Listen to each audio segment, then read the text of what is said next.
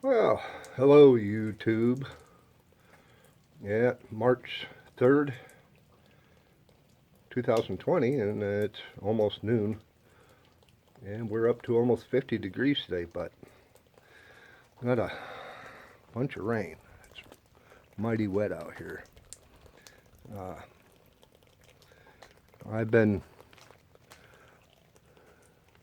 pretty much cooped up in the house, and I know we all want to be able to get out in woods and do some things, and I need to get a haircut, as you can see, which I'll talk about that later on. I got a little surprise for you guys, but I'm going to make a short video today. I've been wanting a smaller axe. I don't need no huge axe. I want something smaller, you know, take out in the woods, something I could pack around. That would do the job, splitting wood. I ain't going to really be using it to cut any logs in half, so it's just really for limbing and splitting and etc. And I'm going to show you what I'm going to do.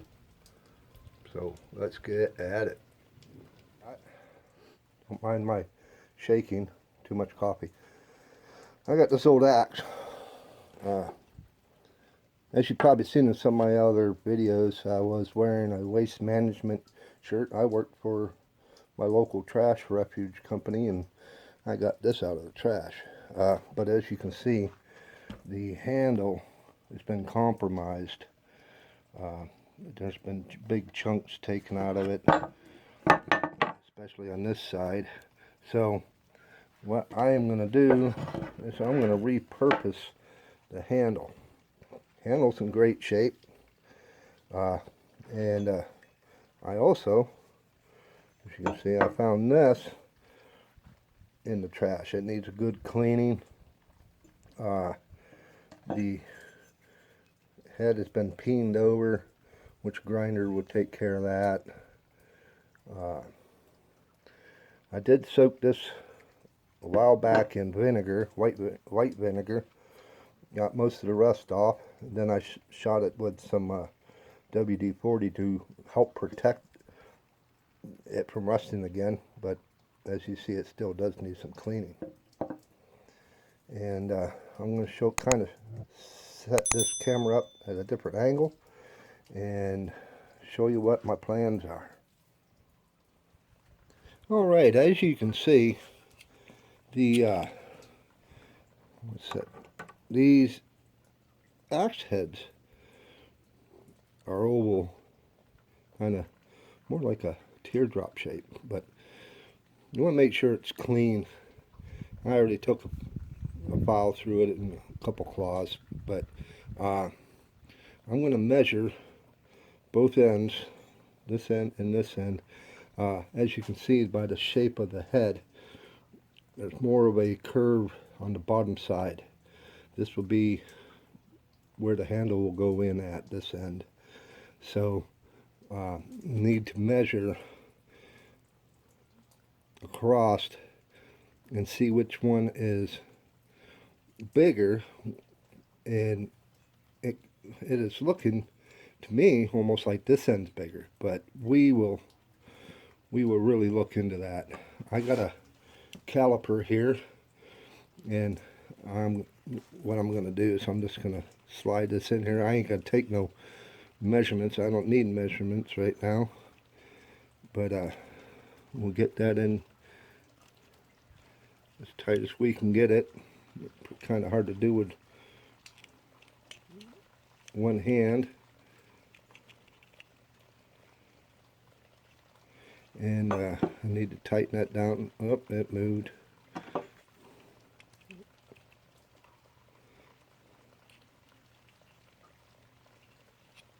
There we go. I'm going to snug that down, and then I'm going to flip it over to the other side.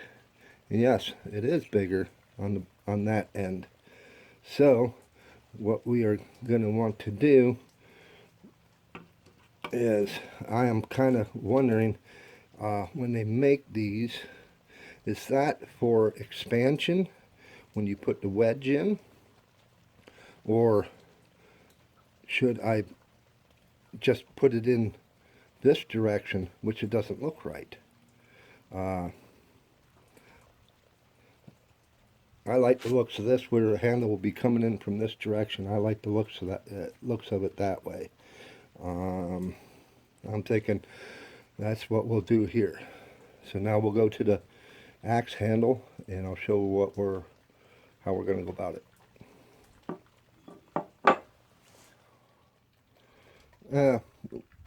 I decided I'm going to try and mount it this way onto the handle, and what I am doing is I'm trying to work around the camera here, so give me with calipers, I don't know, a lot of people don't know, if you measure an inside diameter hole, this is what the same measurement is if you want to measure on the outside. If that makes sense, I don't know.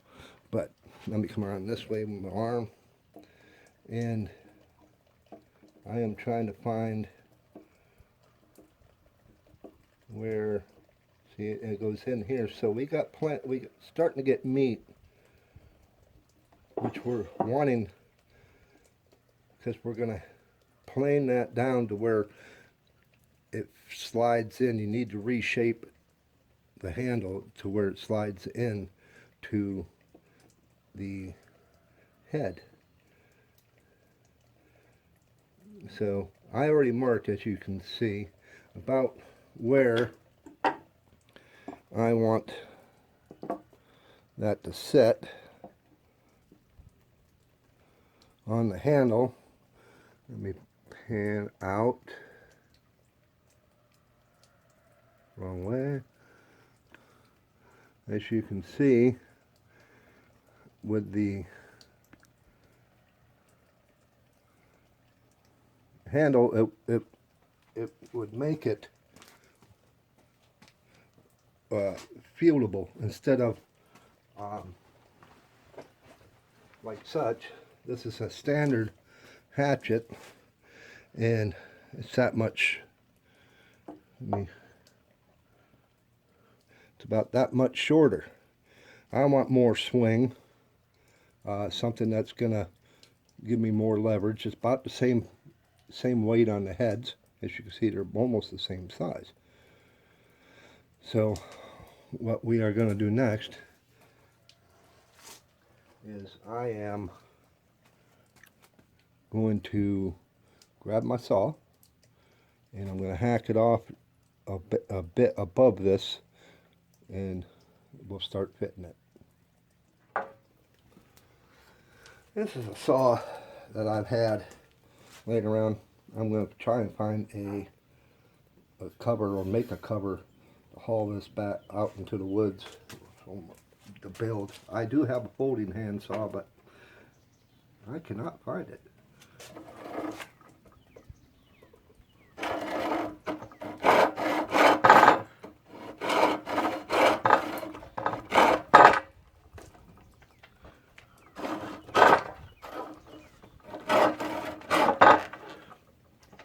I think I gotta find a better way to hold this down. Okay, we gotta move.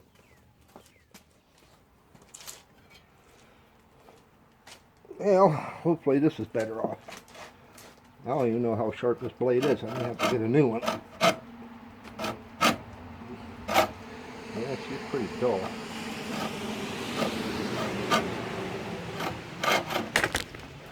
Hit the freaking camera.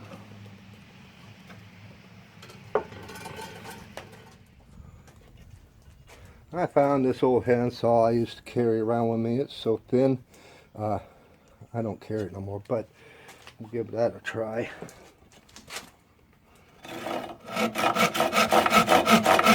My goodness.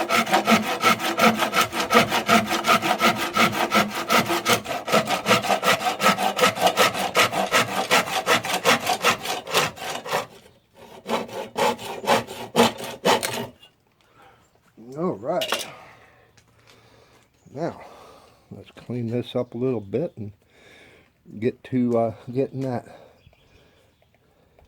head mounted. Okay, as you can see, I'm going to set these up in comparison to each other. Try to get them in frame. It's a little longer from back to front on the axe head this way and wider that way. So what we are going to do is from the length of the head, I'd like to have it down to about where that line is. Need to shave off all the way around, and you're gonna be fitting multiple times.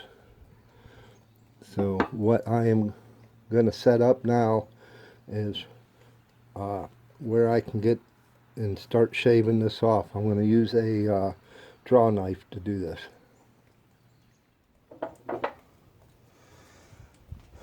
Alright, what I did is I got a couple old style wood clamps. These things been sitting around in my garage for who knows how long. I got it clamping the handle here with this one, and this one's clamping it to the railing. But we'll see how well. It's not working too well already. Maybe we tighten that down some more. Let's see. This is a oak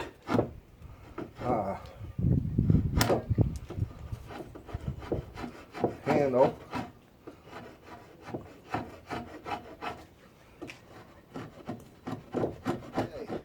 My phone died, so I had to switch over to my other camera. But I don't know if I got it, but I got two old wood clamps. I got this one clamping the handle and this one clamping it down to the railing. But trying to use this, it's dang sharp, but not doing what I want.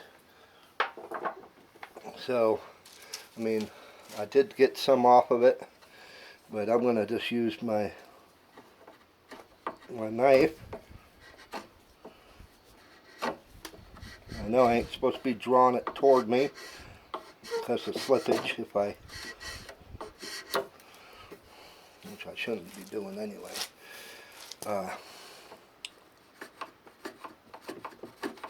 I'm going to keep that. This is a hard oak hickory handle. I think I might just go work on it on the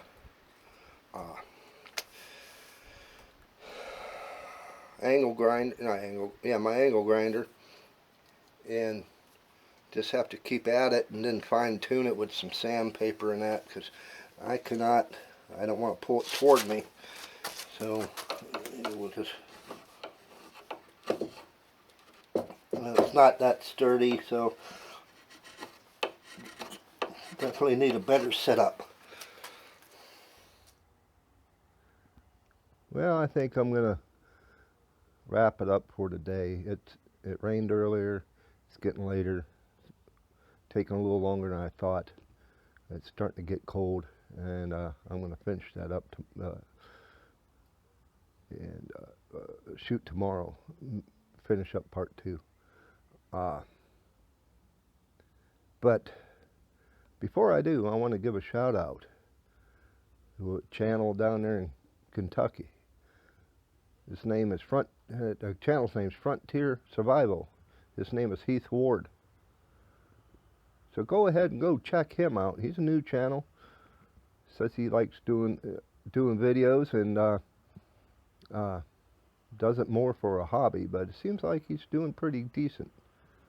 So go ahead and check him out. Always gotta have a vehicle going by when you're trying to shoot video. Never freaking fails. But yeah, go ahead and check him out. He's got a lot. He's entertaining. So like I said, He's from down around Kentucky, so he got plenty of hills and woods to go out in. But also, I want to kind of give you guys a little bit of a hint on what you should be doing with your videos. Make them better. As you can probably see right here, this is a lavalier mic, and I usually don't use the audio from the video from the camera. I'm always recording secondary audio. I'll show you. This is an app that you can get on Play Store. As you can see, every time I talk, it's recorded my voice. And we're going to set this up, and I'm going to show you why you should go this route and give you a little bit more information. Well, that's an app. This here is a cheap set of earphones, earbuds. It's the little ones that go in your ears. It's heavy-duty cord, and you want to get the ones that have the microphone. And then you just take a pair of scissors where it wides off. You want the one with the microphone, but the one without, just snip the wire. And then where you find the microphone, just above it, snip that wire. It makes a good lavalier for cheap. Probably pick a set of headbuds up for $3 to $5. But okay, let's set this up and I'll show you why you should use it.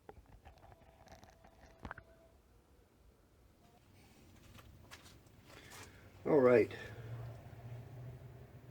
To use your audio recorder, to match it with your audio on your video, you want to make a cue, a sound cue. That's why they use clapboards in making videos, because it makes a spike in the audio wave.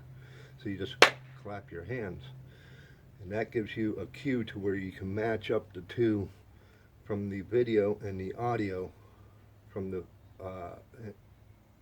and the audio on the video and the audio that you just recorded. And then you just mute your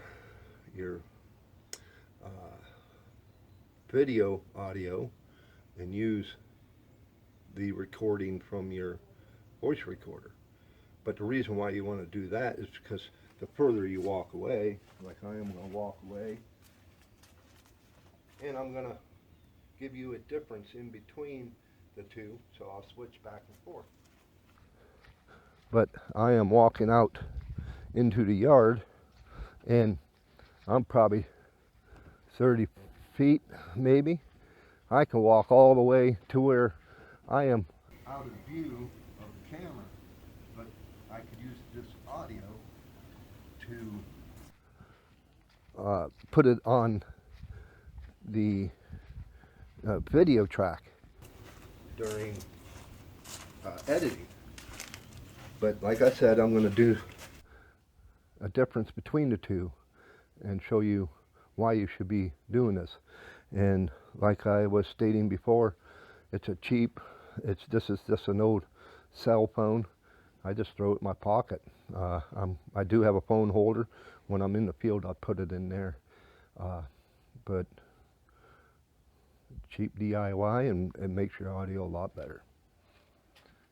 Yeah, I hope that was kind of informational to you, but I'm getting cold. I'm going in. So we will see you in part 2.